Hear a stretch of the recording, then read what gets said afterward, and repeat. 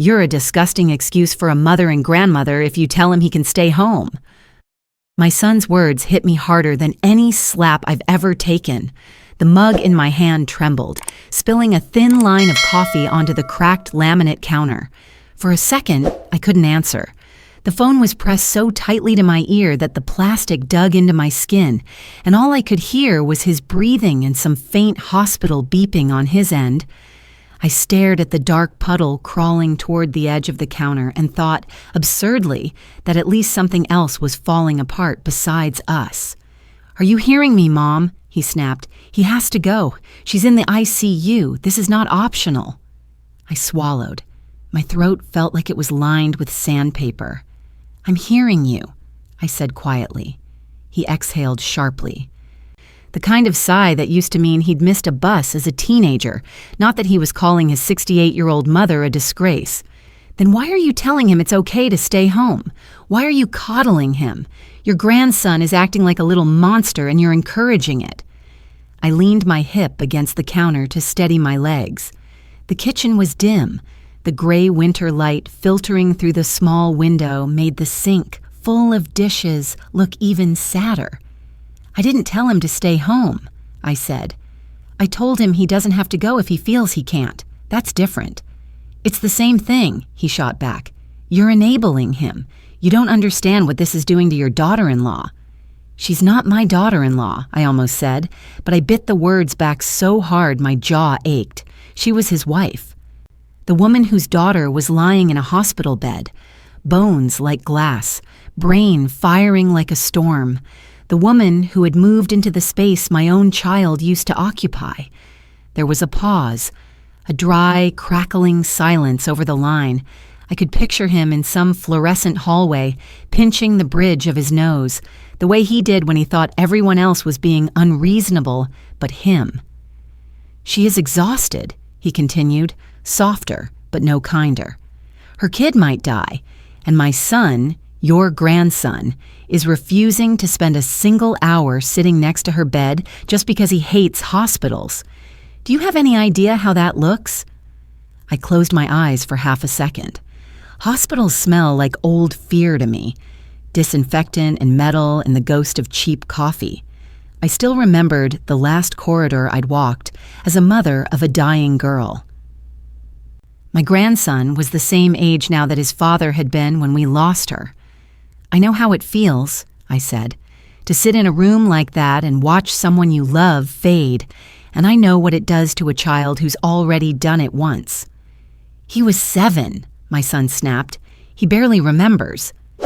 "He remembers enough," I replied, sharper than I meant to. My free hand curled at my side, nails digging into my palm. "He remembers his mother in a white bed with tubes everywhere and adults crying in corners.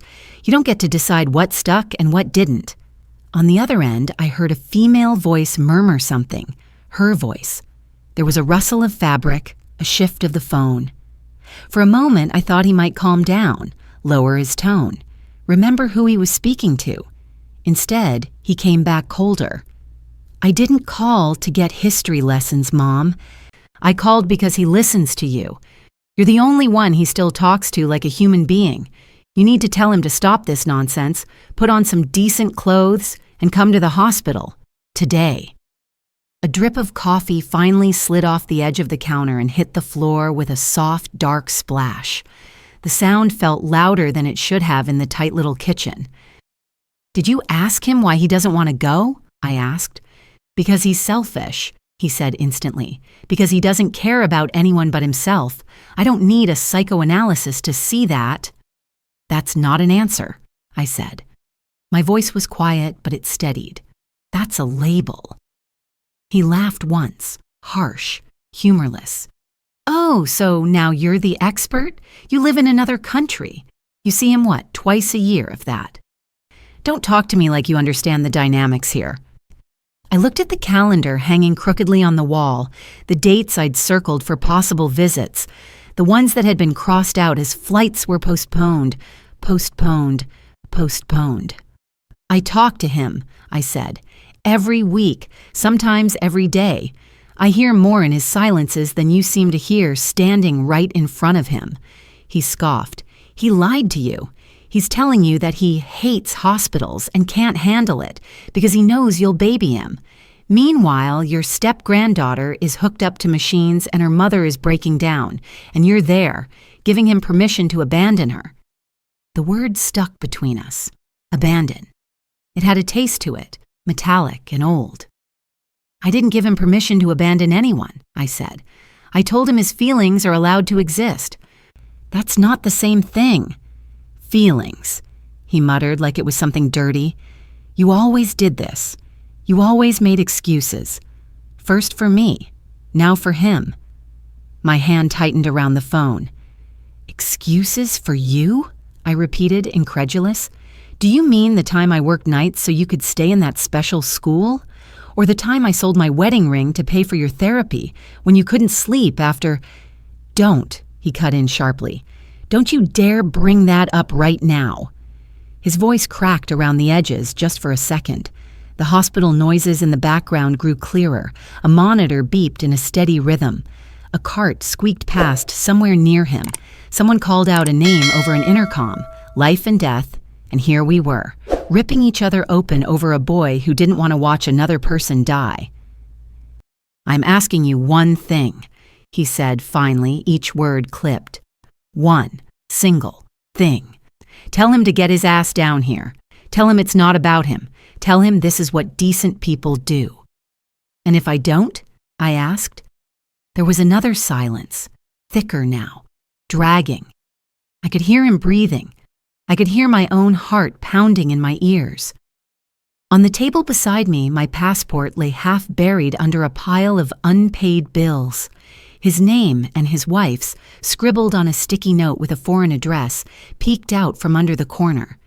If you don't, he said slowly, then you're proving you don't care about this family anymore. You're choosing some teenager's tantrum over a woman who has given up her entire life to care for a girl who can't even say her own name. She's not just some teenager, I said. He's your son. He stopped being a child the day he decided to turn his back on his stepmother when she needed him, he snapped. You don't get to undo that for him. You don't get to turn this into some trauma story and let him off the hook. My fingers tingled. I realized I'd been gripping the phone so hard my hand had gone numb. Across the room, the small plant on the windowsill drooped toward the glass, leaves yellowing at the edges from neglect. He's not ready, I said. He's terrified and he's angry and he's grieving in ways you won't look at because it makes everything messier. Forcing him into that hospital room isn't going to fix any of that. It's not about fixing him, my son said. It's about doing the right thing, for once. The words landed like stones. It took me a moment to find my own again. What if the right thing, I asked, my voice barely above a whisper, is not dragging a child back into the exact scene that shattered him the first time? He's not a child, he repeated, stubborn, furious. He's 15. He needs to learn that the world doesn't revolve around his trauma. The world didn't revolve around mine either, I thought, standing in a hallway years ago while a doctor told me there was nothing else they could do. No one had rearranged themselves around my pain. I had done it alone and then gone home and pretended the house wasn't half empty. Listen to yourself, he said suddenly. You're standing there in your little kitchen in Canada, coddling him, undermining me, and destroying whatever relationship he has left with his stepmother. If you don't straighten him out right now, you can forget about being part of this family. Do you understand me? The room felt smaller.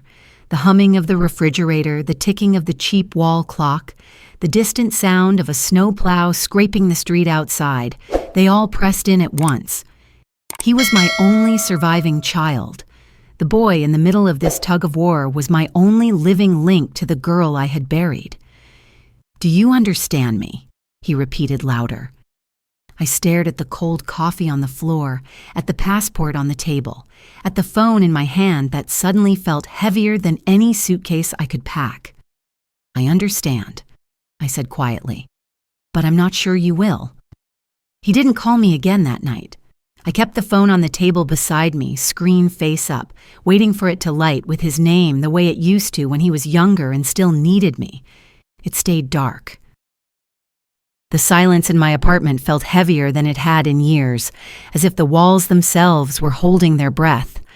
By morning, the winter light came in thin and pale, stretching across the kitchen floor like something ashamed to be seen. I made coffee I barely drank. My hands shook when I lifted the mug, and I had to steady my wrist against the edge of the counter. I checked my phone twice, then a third time, as though the act might coax some message into existence. Nothing. I finally called my grandson. His voice was low, guarded, like someone waiting to see what side of the war I'd chosen. "Hi," he said, barely audible. "Morning, sweetheart," I replied. "How are you feeling?" He didn't answer right away. I heard a soft rustling, maybe the blanket on his bed, the shifting weight of a boy trying not to cry. "They're mad at me," he whispered. "I know. They didn't talk to me at breakfast. Dad left early. She didn't even look at me." My breath tightened. He meant his stepmother. She had never taken to him fully. I knew that without having to be told. She was polite to him the way you'd be polite to a stranger you didn't trust with your purse. "Did you get something to eat at least?" I asked. "Toast," he said. "I made it myself." Of course he did. He'd been raising himself since the day they moved in. I ran my thumb gently along the side of my mug. "Your dad called me last night," I said. "I figured." "He wants you to go to the hospital." "Yeah," he muttered. "Well, I'm not." His voice wasn't defiant, it was tired, hollow, like the fight in him was only there because everything else had already been stripped away. "What happened after I talked to him?" I asked. He hesitated. "He told me I should be ashamed," he said quietly, "that a decent person would want to be there for family, that it says a lot about what kind of man I'm becoming." A sharp ache lit under my ribs. "Sweetheart." And then, he cut in, louder now, he asked me if I understood what it means to be part of a real family. Like I'm not one of them. Like she and her daughter are the family and I'm just extra. I gripped the phone harder. "He shouldn't have said that." "He meant it," the boy said. "Or maybe he didn't before, but he does now." A distant thud sounded on his end of the line, a door closing somewhere in the house. His breathing hitched. "I gotta go," he whispered. "She's walking around. She's looking for me, I think." "Okay," I said softly. "Call me later if you can." He didn't say goodbye. He just hung up. I stayed at the table long after the call ended, staring at the faint smudge on the wall opposite me, a mark from when I'd bumped a chair into it last spring. Life was full of little scars like that, evidence of movement, collision, change. Families had them too. Some were loud and obvious, some were quiet and nearly invisible until a certain light exposed them. Around noon, my phone finally buzzed. I grabbed it instinctively. A message from my son. He didn't bother with greetings. "We're at the hospital. She's not doing well. I assume you told him nothing since he's not here." I typed a reply, erased it, typed another, erased that too.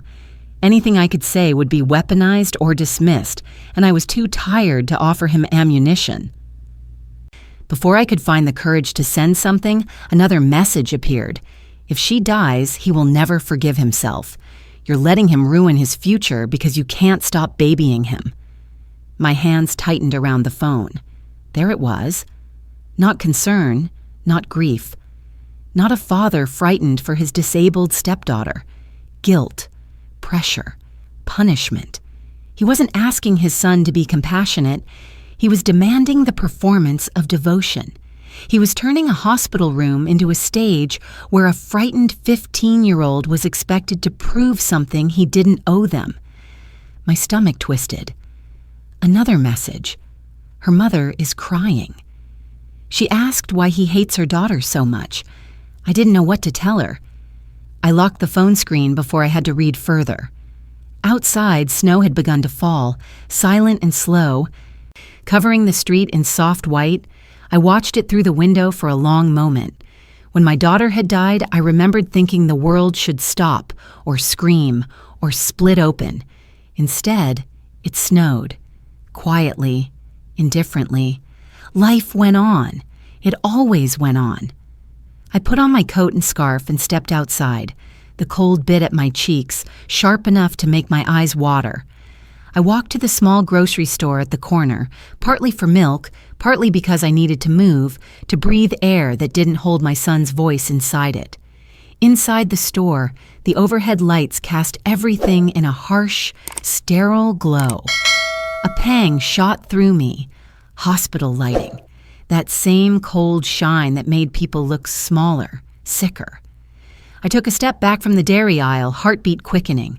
A woman near me glanced over, then quickly away, embarrassed by having noticed my stumble. I straightened, nodded to her, and forced myself forward again. I was picking out a carton of milk when my phone buzzed in my coat pocket. Expecting my grandson, I answered immediately. "Hello?" It wasn't him, it was her, my son's wife. Her voice was thin, ragged from crying. "I just wanted to know," she said without introducing herself, "if you told him not to come." The fluorescent lights hummed above me. I stared at the row of milk cartons as if they might somehow offer guidance. "I didn't tell him anything," I said. "He told me how he feels." I listened. "So you didn't encourage him," she said, shaky. "But you didn't discourage him either." "I didn't lie to him," I said, a sharp inhale on her end. "He hates her," she whispered. "A child hating a girl who's never done anything to him. Do you know what that feels like to hear? Do you know what it feels like to have a daughter the world just tolerates out of pity?" "I'm sorry," I said quietly. "No," she murmured. "You're not. If you were, you'd tell him to come right now. You'd tell him family shows up, even when it's hard, even when it hurts." Her breath shook. "I thought you might understand. I thought—" She stopped. "But you're just like him. You avoid what hurts." I closed my eyes. The store suddenly felt too bright, too loud, too cold. "I am not avoiding anything," I said. "I am trying to protect a boy who has already lost more than you know." "He's not a boy," she snapped. "He's practically a man. And if he can't handle sitting beside a bed for 1 hour, then maybe he needs to grow up faster." I felt something shift inside me. Not anger, but a tired clarity. The kind that comes when you finally accept the shape of someone's intent. "Please," she whispered, her voice breaking now. "Please tell him to come. Please. I can't take much more of this." She sounded fragile, exhausted, unraveling, and yet beneath it I could hear it. The smallest tremor of resentment, the whisper of blame that had been growing inside her from the moment they'd moved in. "I will talk to him," I said, "but I won't force him." Her silence told me everything she wanted to say but wouldn't. When she finally hung up, I stood there in the refrigerated aisle, phone still in my hand, the cold seeping through my coat sleeves and settling deep into my bones. As I walked out into the softly falling snow, my phone buzzed again. This time, it was a message from my grandson. "Can you talk? I need to tell you something." I stopped walking, heart tightening. Whatever he was about to say felt like the beginning of something neither of us could ignore. The snow outside softened into a quiet hush by late afternoon, a kind of stillness that always pulled memory up from where it slept. I sat by the small window with the phone on the table beside me, waiting for my grandson to call. He didn't right away. Children rarely reach out the moment their heart cracks. They hover first, test the air, decide how much truth they can survive telling aloud. While I waited, I opened the drawer beneath the window ledge, the one where I kept things I wasn't ready to part with. Not valuables, just remnants of the life before everything hardened. The first thing I touched was the train ticket, worn at the edges, its ink faded almost into a ghost impression. I'd taken that train the day they told me my daughter wouldn't make it through the night. I kept the ticket because throwing it away felt like erasing the last moment I was still her mother with something left to save. I turned it over in my hand, running my thumb along the crease in the center. Every time I held that ticket, I felt the weight of that day return. The fluorescent hallway, the impossibly quiet doctor, the way my son pressed himself against my side, sensing before anyone spoke that the world had bent in a direction we'd never escape from. He used to hold my hand then. He hasn't done that in decades. The phone buzzed, jolting me. My heart jumped despite myself. It wasn't my grandson. It was a message from a number I didn't recognize. When I opened it, I realized it was from an old neighbor. Someone who used to bring casseroles after the funeral. Someone who had watched my children grow from behind a garden fence. Heard about what's happening. Thinking of you. Let me know if you need anything. I stared at the message for a while.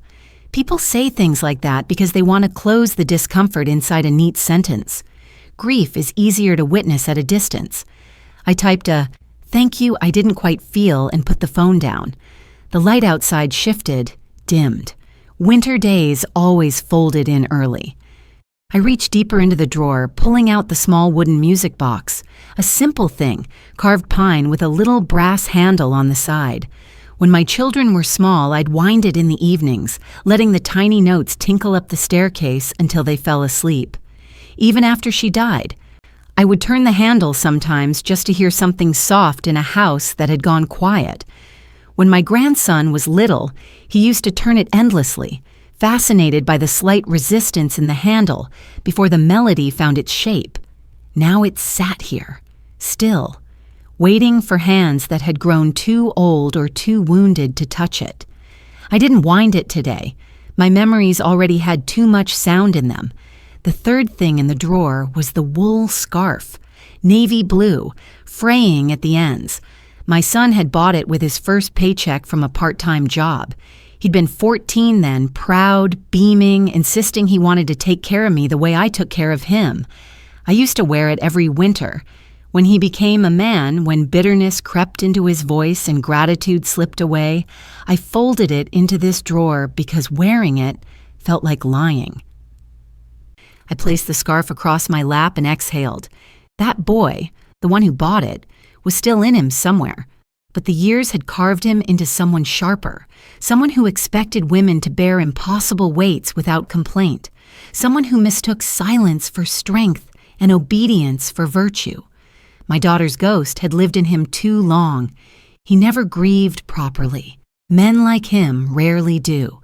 They bury the wound, then treat everyone else as though they should walk around it without making noise. The phone buzzed again. This time it was him, my grandson. I answered quickly. "I'm here," I said. He didn't speak right away.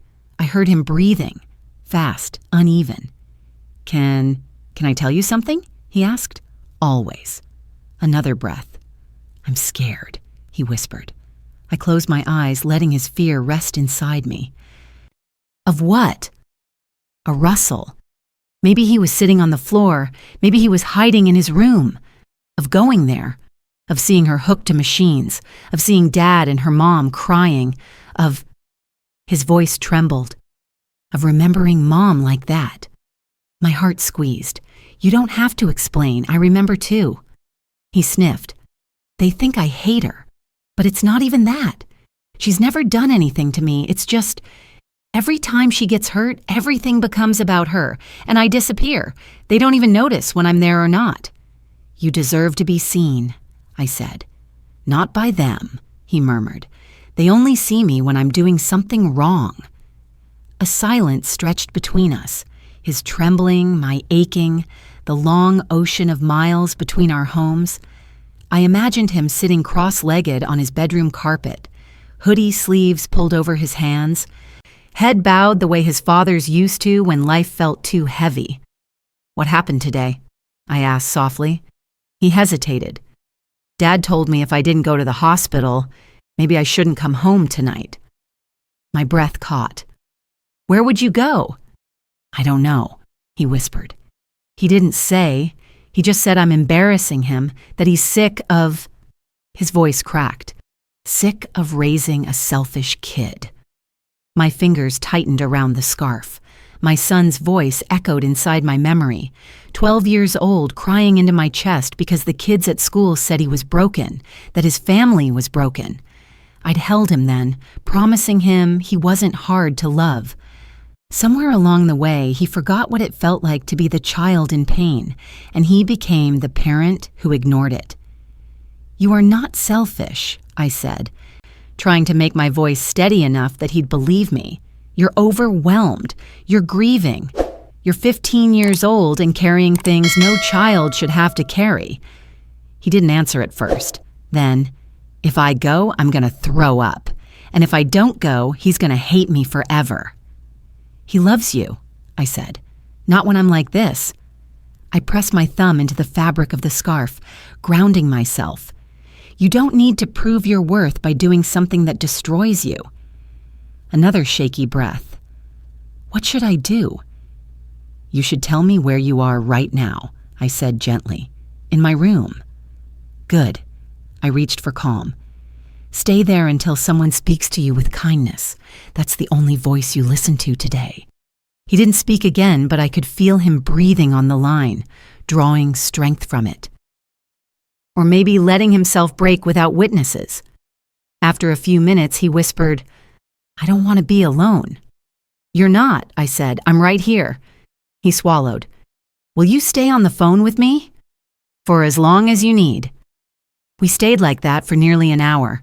Him quiet, me quieter. The snow thickened outside, muffling the world. He told me little things then, the kind that reveal more truth than dramatic confessions ever could. How his father hadn't noticed he'd skipped dinner. How his stepmother had shut her door without saying goodnight. How he sometimes wondered if the house would feel different if he vanished entirely. Each sentence lodged in me like a splinter. When he finally said he was tired, I coaxed him into lying down. He didn't want to hang up. I didn't ask him to. I let him drift half into sleep, breathing steadier. The way small children breathe when they finally surrender to exhaustion. After he ended the call, I sat alone for a long while. I looked down at the 3 artifacts on the table: the train ticket, the music box, the scarf. 3 chapters of a life marked by love and loss, and the ways grief distorts the people left behind. I knew then that what was happening in that household was deeper than a boy refusing to visit a hospital. It was something closing in around him, something tightening, something that had begun long before today. And when my phone lit again, his father's name this time, I felt an unease I couldn't swallow. He wouldn't be calling at this hour unless something inside that house had shifted dangerously. I reached for the phone with a trembling hand. When I finally gathered the courage to call my son back, he didn't answer. He sent a message instead. "I'll call you later. Dealing with things here. Dealing with things." The phrase chilled me. Cold, vague, dismissive. It was the sort of wording a man used when he didn't want questions, when he was already sculpting a narrative in which he was the martyr and everyone else was failing him. I paced the small length of my apartment, the scarf still around my neck, the music box still open on the table.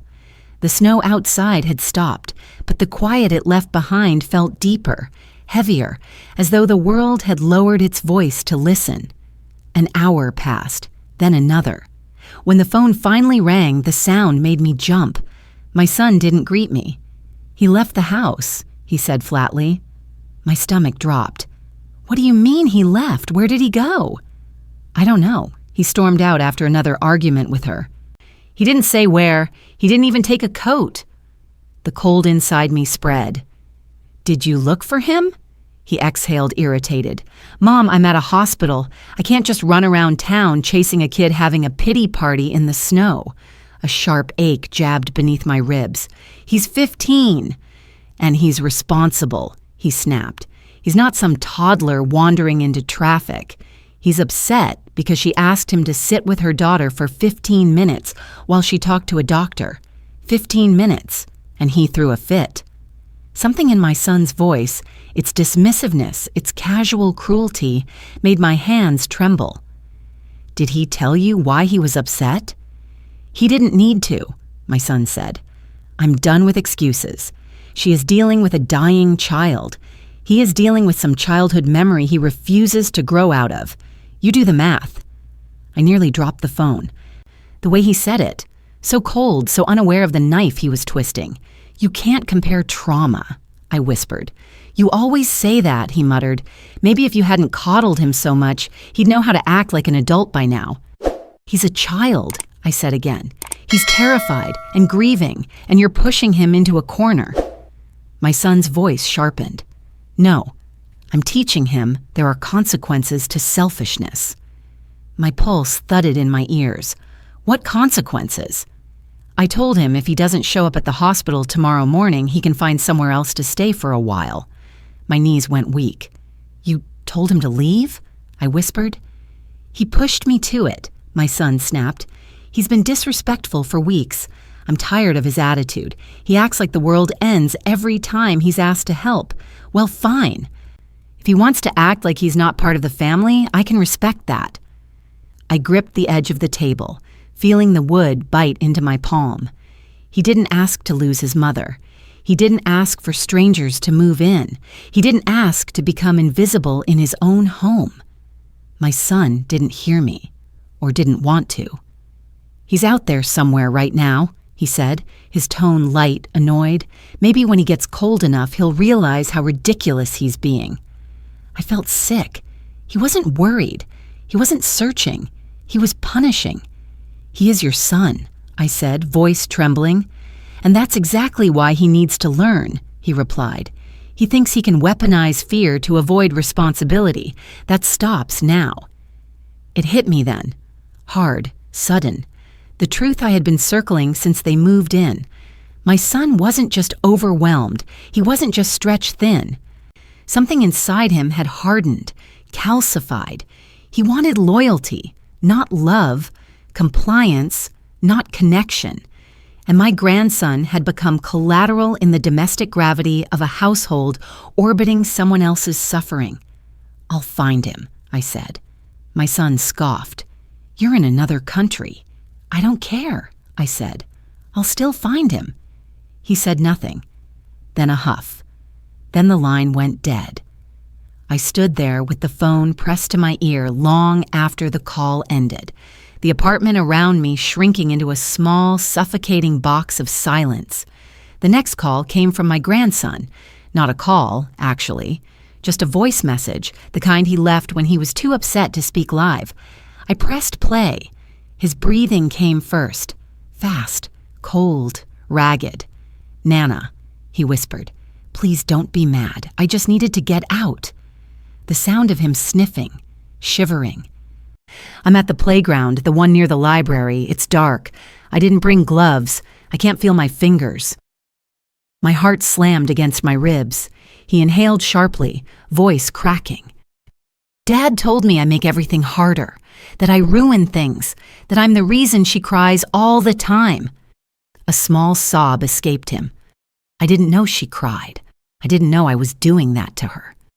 I sank into a chair, hand over my mouth. He continued, smaller now. I'm really trying, Nana. I swear I'm trying, but everything hurts. Everything feels wrong.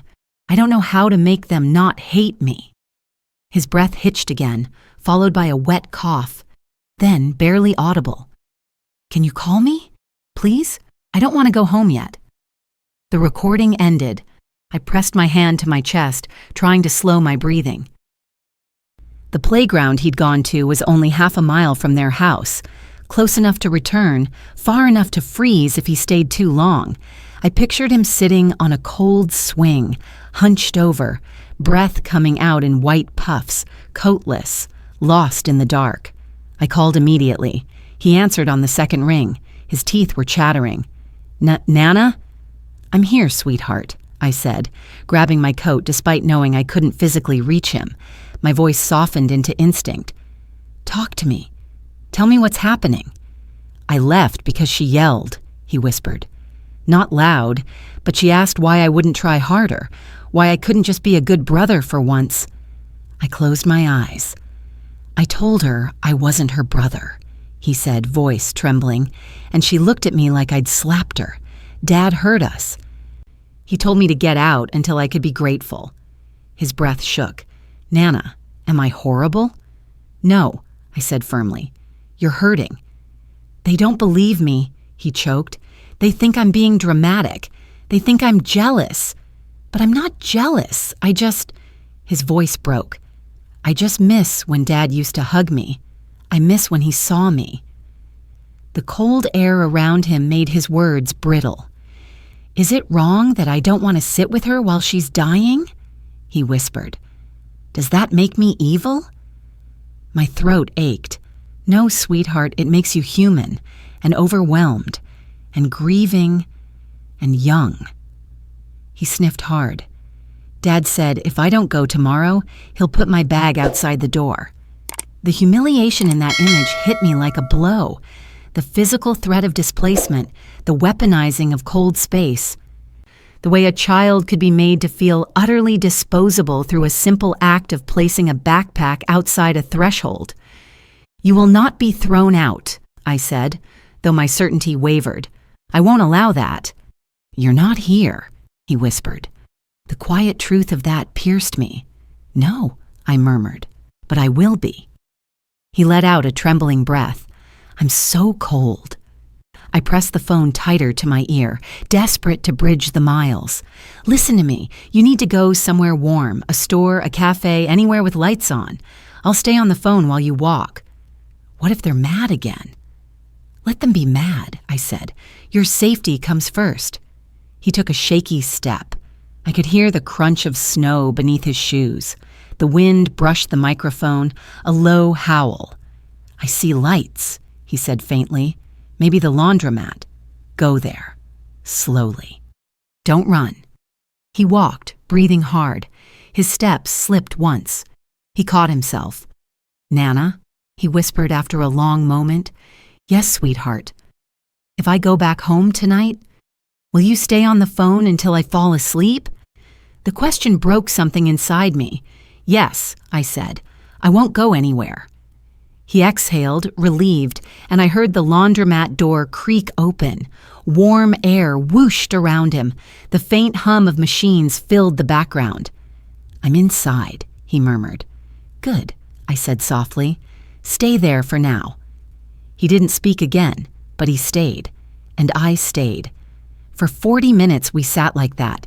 Him in a fluorescent laundromat in a town that no longer felt like home, me in my dim kitchen with a music box and a train ticket and a scarf that held more history than comfort. When he finally whispered, I think I should go back before Dad locks the door, I closed my eyes against the hit of fear. I'll stay on the line, I said. Let me hear your steps. He walked slowly back through the cold, breath shaking, the crunch of snow underfoot sounding too much like a countdown. As he reached the house, I heard his breath catch. Nana? Yes? The porch light is off. A cold shiver crawled up my spine. My son had turned it off deliberately, and whatever my grandson saw when he stepped closer made him whisper, voice breaking, Nana, my bag is on the porch. When he whispered those words, my bag is on the porch, something inside me stilled, not shattered, not broke, stilled, like a lake freezing in one breath of winter. His breathing trembled on the line. I could hear the cold in it. I could almost see the porch through his eyes, the dark, the snow-dusted wooden boards, the sagging rail, and right in the middle, his bag, set out like trash, waiting for collection. Sweetheart, I said quietly, pick it up. He hesitated, and for a moment I thought he might cry again. Instead, I heard him swallow. Hard. Okay, he whispered. The soft scrape of fabric against wood reached my ear as he lifted it. That sound, I don't know why, but it pierced me. It sounded like a child picking up the last piece of proof that he'd never been wanted. Hold it tight, I murmured. He did. The porch groaned as he stepped closer to the door. I heard him try the handle, a dull clunk, locked. They locked me out, he breathed. His voice wasn't frantic this time. It was thin, bare, like someone finally accepting a truth that had been circling them for years. "It might be an accident," I said gently, though I knew it wasn't. "My gloves are inside," he whispered. "My coat, too." The cold was tightening around him. I could hear it in the way his teeth grazed the edge of his words. He rang the doorbell. Once, twice, 3 times. Nothing. Then footsteps, but not toward the door. Away. I felt it through the phone, felt the cold distance between him and the adults who were supposed to open that door. He rang again, this time harder. I could hear the strain in his arm. Still nothing. Then, faintly, I heard a voice. A woman's, his stepmother's, muffled through the thick wood. Not yelling. Worse. Calm. "Leave him out there for a while," she said. "He needs consequences." My grandson's breath stuttered. Then my son's voice joined hers. "He'll come crawling back when he's cold enough." There it was. The snap. Not loud, not dramatic, not fireworks. Quiet. Precise. A clean internal break that left the frost of clarity in its wake. My grandson didn't cry. He didn't run. He didn't beg. He just whispered into the phone, almost too softly to hear. "I don't think they want me, Nana." Something ancient rose in me, older than grief, older than motherhood, a kind of stillness sharpened into purpose. Because it wasn't about a hospital anymore. It wasn't about guilt or visits or duty. It was about a boy abandoned at the altar of someone else's suffering. It was about a child being taught that his existence was an inconvenience. It was about my son becoming a man who weaponized love. "Listen to me," I said, and my own voice surprised me. It wasn't trembling, it was iron wrapped in winter. "You're going to walk to the end of the street. There's a bus stop with a bench. Sit there. There's a street light above it. Stay where people can see you." He sniffed, breath uneven. "Okay. And keep me on the phone. Don't hang up." I heard his footsteps crunch in the snow as he walked away from the dark house, from the porch where his bag had been set out like a discarded item someone hoped would disappear. Halfway down the street, he stopped walking. I heard him inhale as if something had struck him. "Nana," he whispered. "Yes?" "There's a message on Dad's phone. I didn't mean to see it. His screen lit up earlier when I walked past. It was from her." His voice lowered to a trembling thread.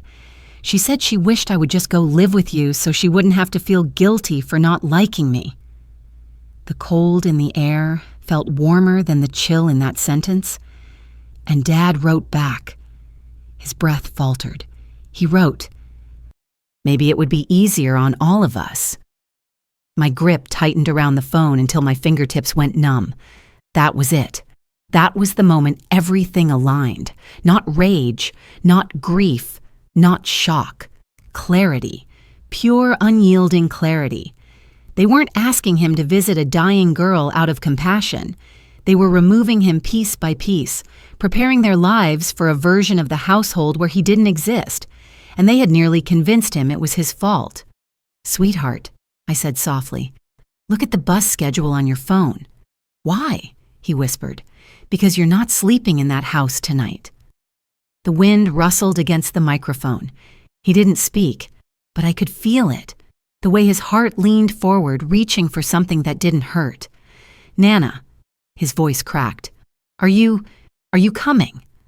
I closed my eyes, exhaling once. "No," I said. "I'm bringing you here." The silence that followed didn't feel heavy. It felt like breath returning to a body starved of air. My grandson inhaled, unsteady but alive with something new, something sharpened by betrayal but lightened by the first taste of escape. "Nana," he whispered, "what do I do now?" "You wait," I said, "and you let me handle the rest." The bus stop light flickered over his breathing, steadying. But in the distance, through the phone, I heard footsteps approaching, slow, purposeful. Someone had noticed he was gone. Someone was coming.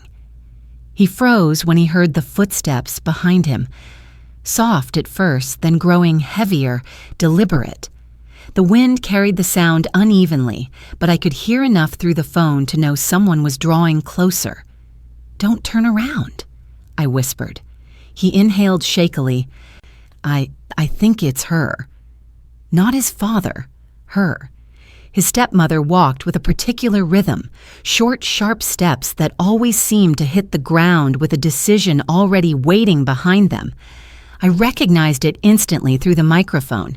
I'd heard that rhythm once before, the year of the wedding, when she followed my son into the kitchen to scold him in a hissed whisper for not introducing her quickly enough to the relatives. The snow crunched behind him. He stiffened. "What do I do?" he whispered. "Stay where you are," I murmured.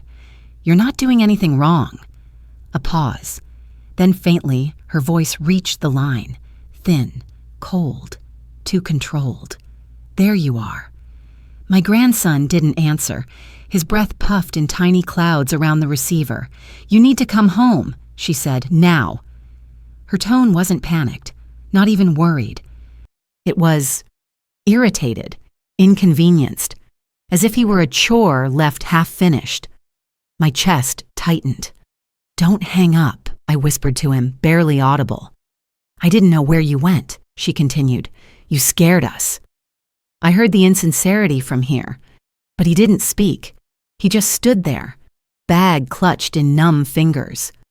A car passed in the distance. Snow hissed under its tires. The streetlight above him buzzed faintly. "Your father's at the hospital," she said. "He asked me to get you." Not to check on him, not to walk with him because he was coatless and shivering, not to apologize, to get him. My grandson swallowed audibly. I was just at the playground." "Alone?" she asked. Her voice sharpened. "In the dark? In the cold? What were you thinking?" He shifted. "I just needed—" "What you needed," she cut in, "was to stay in the house, where you belong." I felt something in me fold into a narrow line of steel. "Sweetheart," I said into the phone, "ask her if you're allowed to come inside." He hesitated. Then, voice trembling, "Can I come home?" The silence that followed wasn't long, but it was catastrophic. She sighed, not relief, not worry, disappointment. "Well," she said, "are you ready to behave, or are you still going to cause problems tonight?" I closed my eyes. It was a test. Conditional affection, access to warmth and safety, held like a treat above a dog's head. My grandson wilted. I could hear it. I don't know."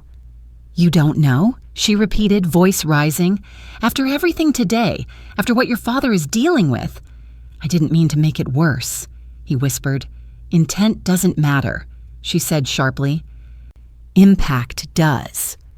He had no idea what that meant. She knew he didn't. She said it anyway, weaponizing vocabulary against a child because it made her feel morally tall. He stepped backward. The snow crunched. She stepped forward. "You're coming home," she said. "End of discussion." I heard him sniff. "Can I have my coat?" "You can have whatever you earn," she said. My breath caught. Earn. That word slid into the air like a blade. Before I could speak, something else happened, quiet but devastating. He whispered, thinking I couldn't hear, "Nana, does she hate me?" And before I could answer, his stepmother spoke over him, clearly, sharply, directly into the cold. "You make things very difficult, that's all I'll say." Micro-shock, sharp, clean, enough to bruise without leaving a mark. I steadied my voice. "Sweetheart, listen to me. Walk toward a public place, a store, anywhere with people." "I can't," he whispered. "She's right here." Footsteps shifted. She hovered close, too close. "Who are you talking to?" He didn't answer. She reached for his arm. I heard the fabric of his sleeve rustle. "You're coming home," she said again. "Your father will handle you in the morning." Handle, as if he were a task, a broken hinge, an item to be corrected. My jaw tightened. "Sweetheart," I murmured, Say you need a minute, just 1 minute alone. He did. Softly. She sighed again. Fine. 1 minute. And don't run. Her footsteps retreated, reluctant, irritated. He exhaled sharply. Nana, I don't know what to do. Listen to me carefully, I said. We're done hoping your father will understand. We're done hoping she will be kind. We're going to make a plan. His breath steadied. First, I said, open your messages. Scroll to the one your father sent last night, the one where he said you were ruining the family. Oh, okay. Screenshot it. A small tap as he did. Now the one where she said she wished you would live with me. Another tap. And his reply to her. Tap. I could picture him standing beneath the streetlight, cheeks flushed from cold, thumbs trembling, capturing the first proof of the truth that had tried to swallow him for years. Now, I said softly, the message about putting your bag outside. He found it. Tap. And the one where they told you not to come home unless you agreed to behave. Tap. He breathed. I got them. Good. Email them to yourself and to me. He followed instructions with a strange, quiet focus, as if the cold around him had pressed everything into a narrow beam of clarity.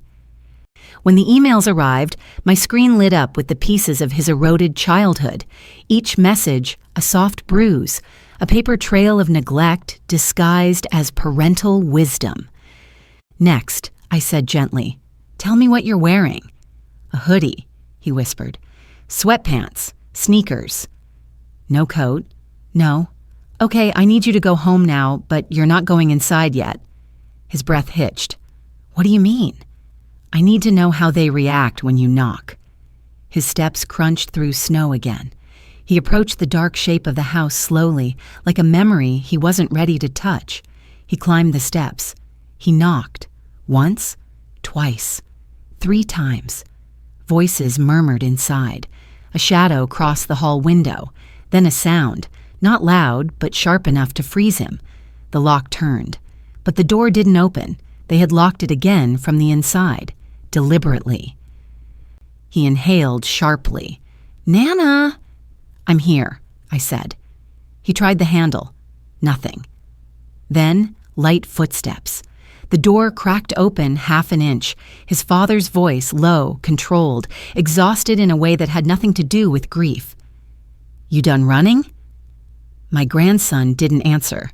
His father sighed. The door opened wider.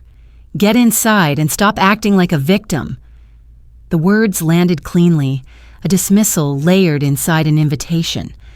My grandson stepped inside, phone still pressed to his ear. The door shut behind him with a dull thud. I imagined him standing in that entryway, shoes damp with snow, body trembling, bag hanging from one numb hand. Go to your room, my son said. We'll talk in the morning. My grandson whispered into the phone, almost soundless. Nana, he took my phone. And then the line went dead. I stared at the dead screen in my hand long after the call ended, my own reflection faint in the black glass, a tired woman with lines carved by too many goodbyes. The room was silent except for the ticking of the clock and the distant hum of the fridge. Somewhere, miles and miles away, my grandson stood in a hallway, without a phone, without a coat, without a parent willing to see him. I didn't sleep that night. I sat at the table with the train ticket beside my passport, the scarf wrapped around my shoulders, the music box closed but heavy in my palm. Every time my eyes blurred, I saw his frozen breath in the dark, his bag on the porch, his small voice asking if they wanted him at all. When the airline website finally loaded on my old laptop, my fingers were clumsy on the keys, but I found the earliest flight I could. I entered my card number with hands that trembled and didn't care what it did to my credit. Money can be replaced. Children can't. By the time the sky began to lighten, my suitcase was half packed. I folded the scarf carefully on top, slipped the music box into a side pocket, and tucked the train ticket into my wallet behind my ID. The irony wasn't lost on me. a second desperate journey because of a child in crisis. Except this time, I refused to walk into a hospital, helpless. On the plane, the cabin lights dimmed to a soft glow. People slept, watched movies, complained about legroom. I sat rigid, hands locked together, the seatbelt cutting into my lap. When the flight attendant asked if I wanted anything to drink, I asked for water and nearly choked on it. Images ran through my mind like a film loop. My grandson's bag on the porch. The porch light off, his father taking his phone without a word, his stepmother weighing his access to warmth like a prize. By the time we landed, my jaw ached from clenching it. The taxi from the airport smelled faintly of fast food and air freshener. I gave the driver the hospital address instead of the house. I wanted to see their world where it was most fragile, where they couldn't pretend everything was normal with tidy rooms and controlled tones. The hospital rose up gray and glaring against the overcast sky, glass and concrete and cold light pouring through the entrance. As I stepped inside, the smell hit me. Disinfectant, metal, stale coffee. My chest tightened. For a heartbeat, I was back in another building like this one, holding my son's hand while a doctor said words that dismantled our lives. I pressed my fingertips against the worn edge of the train ticket in my wallet and forced myself forward. At the reception desk, I gave my son's name. The woman typed, glanced at the screen, then gave me a visitor badge. Family room is on the 4th floor. Pediatrics. The girl's in ICU. You can't go in, but you can wait. Her tone was neutral, efficient. It still felt like a verdict. The elevator ride up was slow and too bright. My reflection in the mirrored wall looked older under the harsh fluorescent lights. Every wrinkle exposed, every strand of gray hair a record of some night I'd stayed awake with a sick child. When the doors opened, the sound hit me first. Beeping monitors, hushed voices, the occasional cry. A nurse pushed a cart past me, eyes already tired though the day had barely begun. I found the family room at the end of the hall. Through the glass panel in the door, I saw them. My son, slumped in a chair, shoulders stiff, eyes shadowed. His wife, standing by the window, arms crossed, staring at nothing, an empty chair between them like a ghost. I stepped inside. My son looked up. For a moment, surprise softened his face. "Mom?" he said. His wife turned, eyes reddened, mascara smudged. She blinked, stunned. You came?" I slipped off my coat, the air-conditioned chill settling on my skin. "I said I would," I replied. My son stood awkwardly. "You didn't need to fly here," he muttered. "It's not about you." "I didn't come for me," I said. "Where is he?" The question hung in the air like a dropped tray. His wife's gaze flickered, almost guilty, then hardened. "At home," she said, "where he belongs. We had an incident last night. He's grounded." Grounded. As if all of this were about a missed curfew or a bad grade. My son ran a hand over his face. "We're not doing this right now," he mumbled. "She had another seizure this morning. They're adjusting her meds again. We don't know if she's going to stabilize. We have more important things to—" "There is nothing more important," I cut in quietly, "than the way you treat your living child when another one is dying." His wife stiffened. "How dare you?" she whispered. I turned to her. "How dare I what?" "Come in here and judge us," she snapped. "You haven't been here. You haven't changed her diapers at 2 a.m, or held her through seizures, or listened to doctors talk about her like she's—" Her voice broke. "Like she's a problem to manage. You live in another country. You see him on holidays. You don't know what he's really like." "I know exactly what he's like," I said. "He's a 15-year-old boy who stood shivering outside his own house last night with his bag on the porch. He's a child who believes that if he doesn't march into this building on command, he's disposable." My son's eyes flashed. "He told you that?" "He didn't have to," I said. "You did." He frowned. "What's that supposed to mean?" I took a slow breath, feeling the scarf scratch lightly against my neck. The fabric had warmed with my skin, but it still carried a chill of old winters. It means I've seen your messages. His wife's head jerked up. What messages? I slid my hand into my bag and pulled out my phone. My fingers moved with a calm I didn't feel, opening the email thread. Scrolling until the blue and gray bubbles appeared. Screenshots attached. Timestamps clear. The ones where you both discussed when it would be easier if he lived with me, I said. The ones where you called him selfish, dramatic, a problem. The ones where you said he ruins everything. The ones where you threatened to put his bag outside if he didn't do what you wanted. Her face drained of color. My son stepped closer, eyes narrowing. You're invading our privacy. You forfeited privacy, I said, when you weaponized your authority and his fear in writing. He reached for the phone. I stepped back. Don't make a scene, he hissed. My laugh came out low, humorless. A scene? I glanced around the empty family room. This isn't a scene. This is the first honest conversation you've had with anyone about that boy in years. He clenched his jaw. You're blowing everything out of proportion. We were venting. We're under enormous stress. You have no idea what it's like to care for a disabled child 24/7. I know exactly what it's like to lose one, I replied. I also know what it does to a child when the adults around him decide his grief is inconvenient. His wife's eyes filled with tears. You're making me out to be a monster, she whispered. I'm just tired. I'm terrified. My daughter is in there fighting for her life, and he can't even sit in a waiting room. He's already watched a parent die in a hospital, I said, voice softening despite myself. He's not refusing because he doesn't care. He's refusing because every hallway, every beeping monitor, every fluorescent light in this place is a trigger. She shook her head, arms wrapped around herself. You're just repeating his excuses. His explanations, I corrected. You call them excuses because it's easier than admitting you've been punishing a traumatized child for reacting like a traumatized child. My son's voice rose. He is not traumatized. He barely remembers her. He remembers enough to wake up sweating, I said. Enough to associate antiseptic and white sheets with the day his world ended. Enough to freeze at the door of a hospital and feel his lungs close. He opened his mouth, then shut it sharply, eyes darting away. A flicker of something.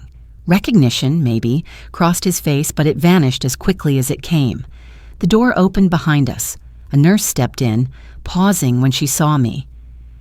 Oh, she said. I didn't realize you had visitors. We don't, my son muttered. We're fine. Her gaze shifted to him, then to his wife, then to me. Something about the tension must have registered. Actually, she said slowly, I was coming to talk to you about last night. My son went still. Last night? She nodded. We had a report filed. A neighbor called the non-emergency line. They saw your son sitting on a playground bench alone for a long time. No coat, no supervision. It was below freezing. His wife's face flushed. We didn't realize he was gone that long, she said quickly. He ran out. Teenagers do that. The nurse's lips pressed into a thin line. Be that as it may, the social worker on call came by early this morning. She'll want to speak with you. My son's shoulders tensed. That's not necessary, he said. We've handled it. Actually, it is, another voice said from the doorway. We all turned. A woman in her 40s stood there, badge clipped to her cardigan, hair pulled back, eyes sharp but not unkind. She closed the door gently behind her. I'm Marlene, she said. Hospital social work. I've been trying to catch you between consults. My son's jaw flexed. We're dealing with a critical situation, he said. This isn't the time for bureaucratic lectures. Marlene didn't flinch. It's precisely the time, she replied. When families are under stress, the younger members are at higher risk. His wife stepped forward, hands up as if warding off an attack. We love him, she said quickly. We're just stretched thin.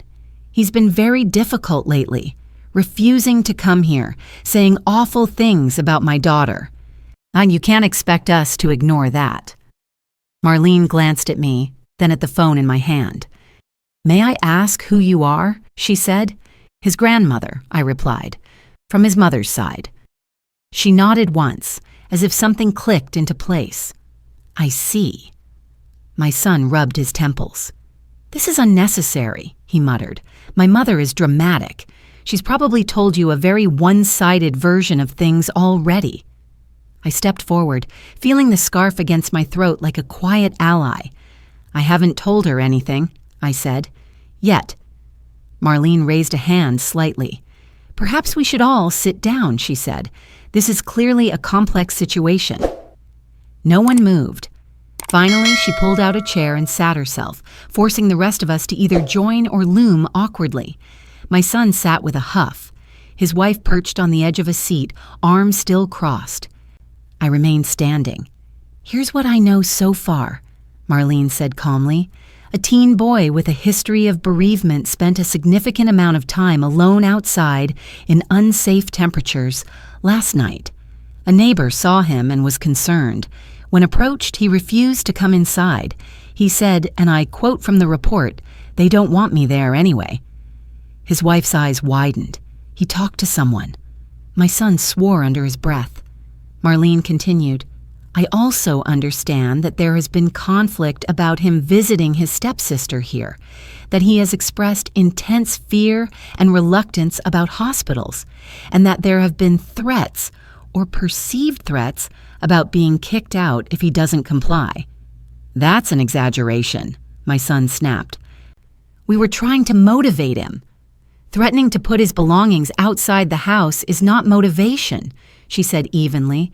"It's coercion." He leaned forward. "You don't know what he's like. He refuses to help.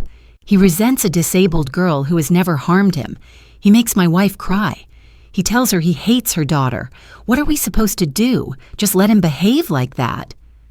"Address his grief," I said quietly. 3 heads turned toward me. "He lost his mother," I continued. "He gained strangers in his home.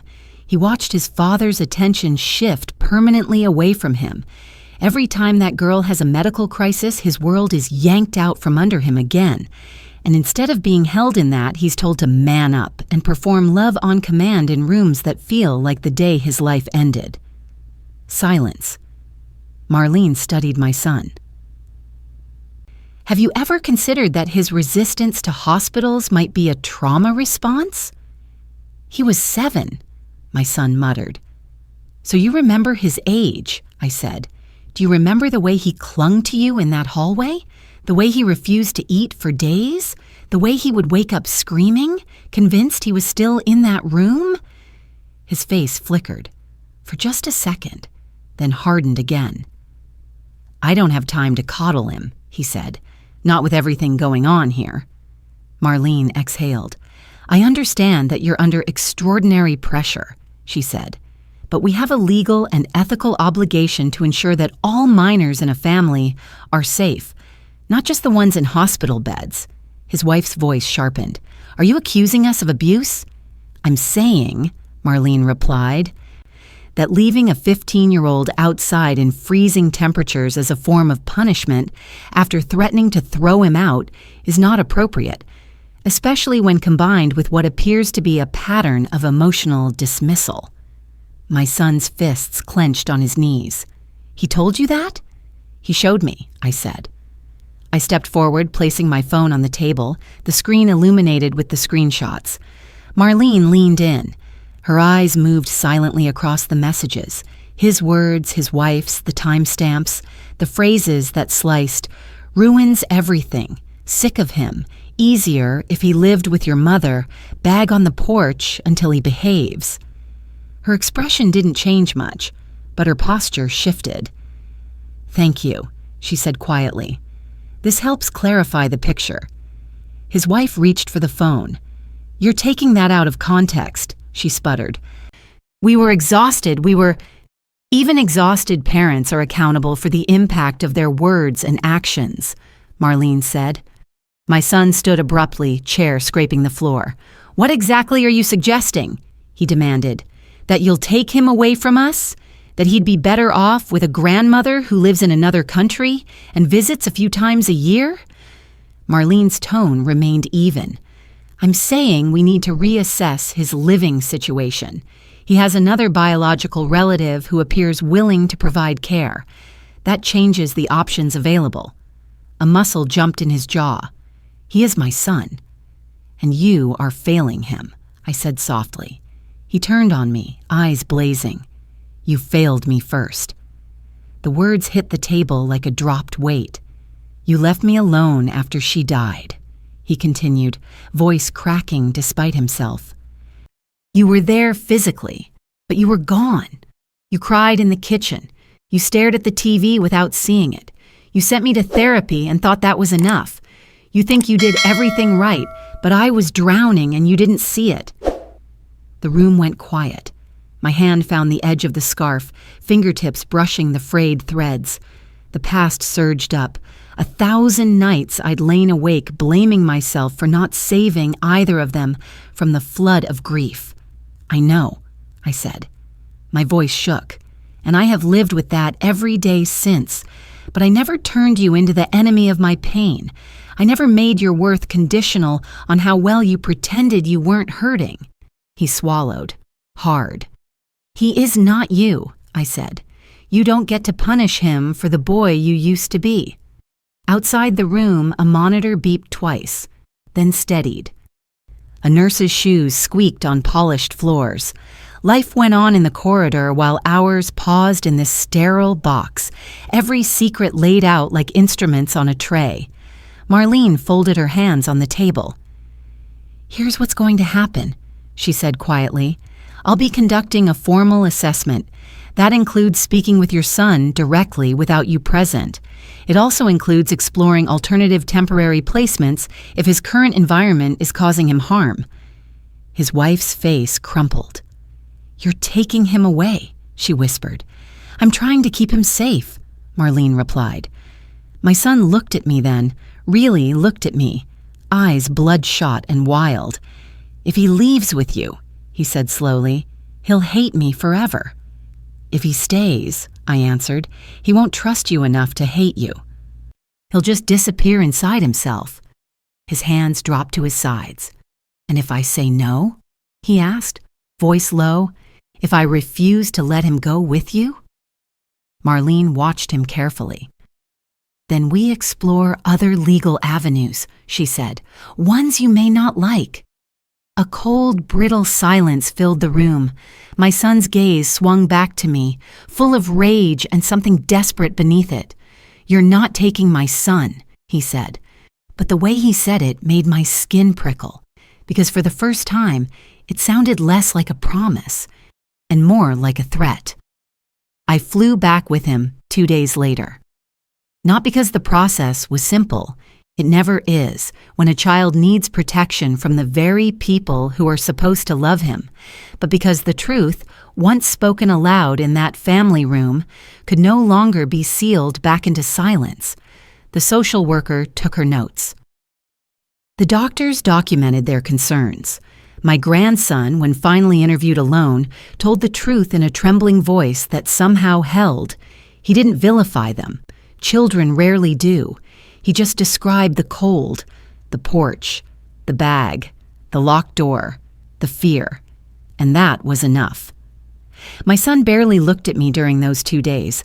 His wife avoided the room whenever I entered it, her guilt working its way across her face in quick, involuntary flickers. They didn't argue anymore, not with me, not with the hospital staff, not even with each other. It was as if all the noise had drained out of them, leaving only a heavy, seething quiet. But my grandson, he moved like someone expecting a blow even when none came. He stayed close to the social worker, kept his eyes on the floor, responded to his father with clipped, rehearsed politeness. He didn't speak to me again until the airport. We sat side by side near the departure gate, his small carry-on between us, the hum of travelers folding into a low, constant murmur around our chairs. He kept rubbing his thumb across the zipper pull, a repetitive motion I remembered from when he was little and nervous before school concerts. You okay? I asked. He nodded automatically. then shook his head. "I don't know," he murmured. His honesty, fragile as it was, felt like a beginning. When the plane lifted into the air, he looked out the window, watching the city shrink. He didn't cry. He didn't even blink much. He just stared as though leaving was something happening to him rather than for him.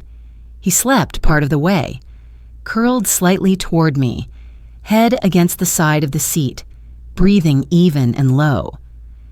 I placed the airline blanket over his shoulders and let my hand rest atop the music box in my bag.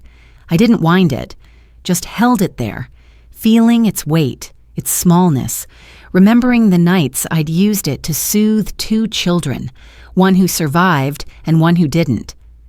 When we landed in Canada, snow was falling again, light, soft flakes drifting under the airport lights. He stepped outside and inhaled deeply, the cold air catching in his throat. "It smells clean," he said, surprised. I smiled. "It does." We rode home in silence, the cab warm and dim, the driver humming quietly to a radio tune I didn't recognize. My grandson pressed his forehead lightly to the window, watching everything pass by like he was memorizing a language he used to know. Inside my apartment, he hesitated just past the doorway. "Go on in," I whispered. He stepped fully inside, and something in his shoulders dropped. The slightest release, like a string pulled too tight for too long, finally given slack. He put his bag down gently by the wall, as though afraid the floor here might reject it too. "I'll make us some tea," I said, "and something warm to eat." He nodded. "Okay." I moved into the kitchen, pulling water from the tap, lighting the stove, listening to the soft sigh of the kettle settling into heat. Behind me, I heard him wander, slowly, timidly, touching the corner of a picture frame, running a finger along the spine of a book on the shelf, pausing at the window where the snow lined the sill in a thin white seam. When I brought the tea to the table, he was standing by the drawer under the window, the drawer with all my artifacts. "Can I?" he asked, gesturing. I nodded. He opened it gently, like he knew there were ghosts inside. His fingers brushed the wool scarf first. He lifted it, held it to his cheek. "This was Dad's, right?" he asked. "Yes," I murmured. "A long time ago." He traced the frayed edge. "He used to tell me stories about buying it for you." "He used to tell me stories, too," I said softly, "before things got complicated." His eyes flickered at that, but he didn't ask more. He set the scarf down and picked up the train ticket, turning it over curiously. "It's old," he observed. "It is." "Why do you keep it?" I hesitated. Not because I didn't know the answer, but because speaking it aloud always carried a weight I hadn't learned to set down gently. "It's from the last train I ever took as your father's mother in the ordinary sense," I said. "After that day, everything in our family changed." He looked at the faded date. "The day Mom died?" I nodded. He held it carefully, as though it might crack. "Does it hurt to see it?" "Sometimes," I said, "but mostly it reminds me how far we've come, that surviving doesn't always look like strength. Sometimes it looks like small, stubborn continuation." He placed the ticket back exactly where he found it. Then he picked up the music box. He didn't wind it, just held it, weighing it in his hands. "I remember this," he whispered. "You used to play it when I slept at your house." "Yes," I said. "You fell asleep to it more times than you know." He ran his thumb along the brass handle. "It used to make me feel safe." I inhaled slowly, letting that sit between us. Then he set the music box down, turned to me, and asked in a voice so small it barely reached across the table, "Nana, am I allowed to feel safe here?" My throat tightened. I reached out, brushing a hand gently against his. "You are allowed," I whispered. "You always were, and you always will be." Something eased in him then, just slightly, just enough to make room for breath. He pulled out a chair and sat beside me. The snow outside thickened, soft flakes drifting against the glass, catching the glow from the street lamp. We ate quietly. The world felt small, but safe. When dishes were rinsed and the kettle emptied, he lingered in the doorway of the guest room, backpack at his feet. "Nana?" he asked again. "Yes, sweetheart." "Can I stay more than a little while?" I nodded. "As long as you need." His shoulders loosened fully for the first time since I'd arrived. He stepped forward and placed his arms around me, awkwardly at first, then tighter, holding on like someone who finally understood the ground wasn't going to fall away. I closed my eyes and held him, feeling the faint warmth of the scarf still around my shoulders, the memory of the music box's melody hovering in the air like a note waiting to resolve. Later, when he was asleep and the house had gone quiet, I wound the music box once, just enough for a few soft notes. They drifted through the room like a long-held breath, like something breaking open and healing at the same time. I sat with the train ticket in my hand once more. It no longer felt like a record of what I'd lost. Tonight, it felt like a map of what I had found, and as I placed it gently back into the drawer, I whispered into the dark, "You're safe now." If my story touched your heart, you can share a piece of yours with me. Sometimes speaking our pain out loud is the first step toward mending what broke.